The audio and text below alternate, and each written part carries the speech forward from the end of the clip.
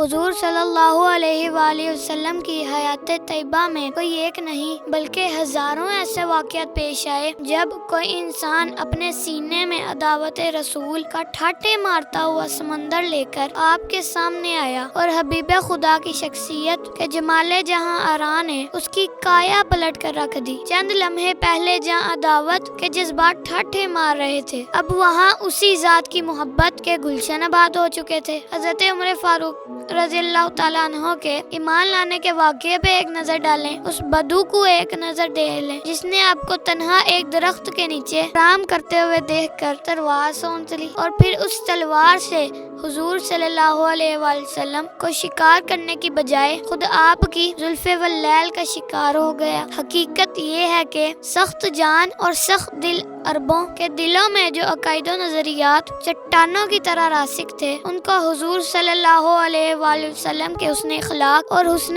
سیرت نے ہی متزلزل کیا تھا۔ اہل مکہ غالباً اسی وجہ سے آپ کو ساحر کہتے تھے، کیونکہ ان کی بڑی بڑی قد آور شخصیتیں رسول مبین کی سیرت سے متاثر ہو کر آپ کے غلام بن گئے۔ اسلام کے حیرت انگیز صورت سے پھیلنے کا راز پیغمبر اسلام کی سیرت کے حسن اور آپ کی دعوت کے کمال میں پوشیدہ ہے۔ آپ کے غلاموں نے اس راز کو پا لیا اور انہوں نے اپنی زندگیوں کو اس نمونہ کمال کے سانچے میں ڈالنے کی پوری کوشش کی تھی۔ یہی وجہ ہے کہ وہ جہاں بھی گئے دیکھنے والوں کو ان کی سیرتوں میں ان کے محبوب کے حسن سیرت کے جلوے ہی نظر آئے اور انہوں نے ان کے سامنے اپنے دل فرش راہ کر دیے۔